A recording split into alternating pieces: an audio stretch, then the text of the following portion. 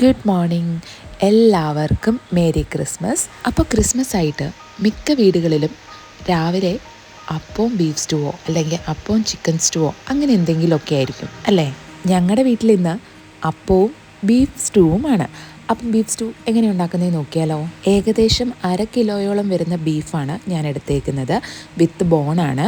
അത് നല്ല വൃത്തിക്ക് കഴുകിയെടുത്തിട്ട് അതിനകത്തേക്ക് കുറച്ച് മഞ്ഞൾപ്പൊടിയും കുറച്ച് കുരുമുളക് പൊടി, ആവശ്യത്തിന് ഉപ്പ്, കുറച്ച് ഗരം മസാല, കുറച്ച് ഇഞ്ചി വെളുത്തുള്ളി പേസ്റ്റ്, ഇതെല്ലാം കൂടെ നമുക്ക് കൈ വെച്ചിട്ടോ അല്ലെങ്കിൽ സ്പൂൺ വെച്ചിട്ടോ നന്നായിട്ടങ്ങ് മിക്സ് ചെയ്തെടുക്കണം. ഇനിയിപ്പോൾ എന്താ, കുക്കർ അടച്ച് വെച്ചിട്ട് ഒരു 4-5 വിസിൽ അടിച്ചിട്ട് ഇത് വേവിച്ച് എടുത്ത് വെക്കണം.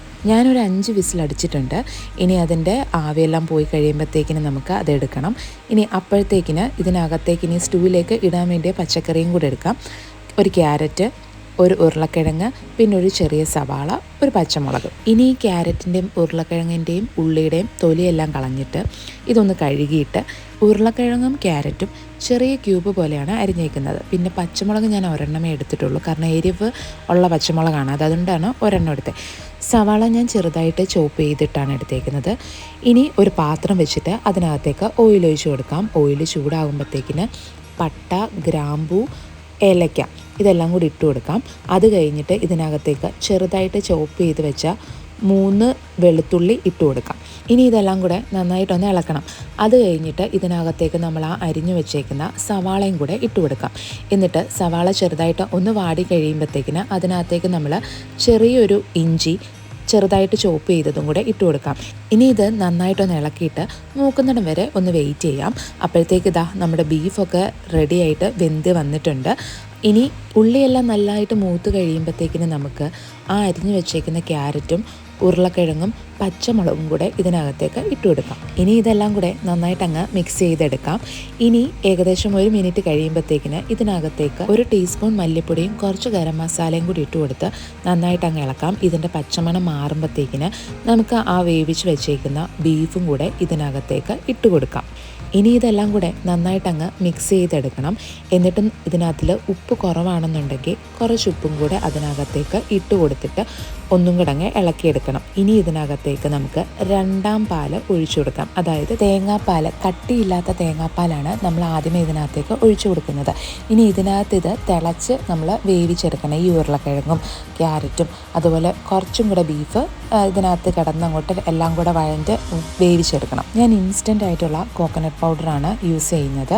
അതായത് നെല്ലറയുടെ കോക്കനട്ട് മിൽക്ക് പൗഡറാണ് ഞാൻ യൂസ് ചെയ്യുന്നത്. ഇനി ഇത് നന്നായിട്ട് തിളച്ച് കഴിയുമ്പോഴത്തേക്കിന് ഒന്നും കൂടി ഇതൊന്ന് ഇളക്കി അടച്ച് വീണ്ടും വെക്കണം. എന്നിട്ട് നോക്കണം ഇതിനകത്തിൽ ഉപ്പും എരിവും എല്ലാം കറക്റ്റായിട്ട് പിടിച്ചിട്ടുണ്ടോ എന്ന് നോക്കണം. അത് കഴിഞ്ഞിട്ട് കുറച്ച് കാഷ്യൂനട്ട് വെള്ളത്തിൽ കുതിർത്ത് വെച്ചിട്ടുണ്ടായിരുന്നു. അതൊന്ന് നല്ലപോലെ പേസ്റ്റ് പോലെ ഒന്ന് അടിച്ചെടുക്കണം. ചിക്കൻ സ്റ്റൂ ആണെങ്കിലും ബീഫ് സ്റ്റൂ ആണെങ്കിലും ഇതുപോലെ നമ്മൾ അടിച്ചു വെച്ചേക്കുന്ന കാഷ്യൂനട്ടിൻ്റെ പേസ്റ്റ് ചേർക്കുമ്പോൾ നമ്മുടെ ഈ സ്റ്റൂ നന്നായിട്ട് കുറുകി കിട്ടും. ഇനി നമ്മുടെ ഉരുളക്കിഴങ്ങും ക്യാരറ്റും വെന്ത് കഴിയുമ്പോഴത്തേക്കിന് ഈ ഉരുളക്കിഴങ്ങ് നമുക്കൊന്ന് ഉടച്ചു കൊടുക്കാം. ഇനി അത് കഴിഞ്ഞിട്ട് നമ്മൾ ആ അടിച്ചു വെച്ചേക്കുന്ന കാഷ്യൂനട്ടിൻ്റെ പേസ്റ്റ് ഉണ്ടല്ലോ, അതും കൂടി ഇതിനകത്തേക്ക് ഇട്ട് കൊടുത്തിട്ട് നന്നായിട്ടൊന്ന് ഇളക്കാം.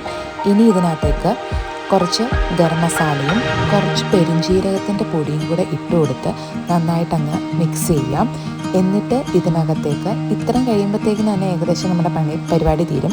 അത് കഴിഞ്ഞിട്ട് ലാസ്റ്റായിട്ട് നമ്മുടെ 1ാം പാലും കൂടെ ഇതിനകത്തേക്ക് ഒഴിച്ചു കൊടുക്കാം. ഇനി ഇതിനകത്തേക്ക് കുറച്ച് കുരുമുളകും കൂടി ഇട്ട് കൊടുത്ത് നന്നായിട്ടൊന്ന് ഇളക്കണം. ഈ 1ാം പാൽ ഒഴിച്ച് കഴിഞ്ഞ് കഴിഞ്ഞാൽ തിളപ്പിക്കാൻ നിൽക്കണ്ട, ചിലപ്പോൾ പിരിഞ്ഞു പോകും. അങ്ങനെ നമ്മൾ ബീഫ് സ്റ്റൂ ഒക്കെ റെഡിയാക്കിയിട്ടുണ്ട്. ഇനി ഇതിനകത്തേക്ക് കടുക് പൊട്ടിച്ചിട്ട് കൊടുക്കണം. ഒരു പാൻ വെച്ചിട്ട് അതിനകത്തേക്ക് കുറച്ച് വെളിച്ചെണ്ണ ഒഴിച്ചു കൊടുക്കണം. ഇവിടെ ഓൾറെഡി തണുപ്പായതുകൊണ്ട് വെളിച്ചെണ്ണയൊക്കെ നല്ല കട്ടിയായിട്ടാണ് ഇരിക്കുന്നത്. എന്നിട്ട് അതിൽ നിന്ന് 2 സ്പൂൺ ഓൾറെഡി ഒഴിച്ചു കൊടുത്തു. എന്നിട്ടത് ചൂടായി കഴിയുമ്പോഴത്തേക്കിന് കടുകിട്ട് പൊട്ടിക്കണം. കടുക് പൊട്ടിക്കഴിയുമ്പോഴത്തേക്കിന് നമുക്ക് ചെറിയ ഉള്ളി ചെറുതായിട്ട് അരിഞ്ഞത് ഇട്ട് കൊടുക്കാം.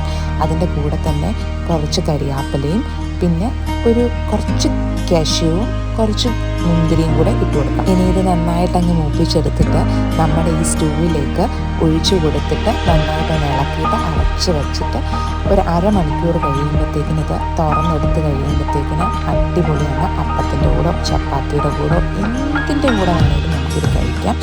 അടിപൊളിയാണ്. ഇനി ഇങ്ങനെയല്ല നിങ്ങൾ ഉണ്ടാക്കുന്നതെങ്കിൽ ഇങ്ങനെ ഒന്ന് ട്രൈ ചെയ്ത് നോക്കുക, എന്താണേലും ഇഷ്ടപ്പെടും.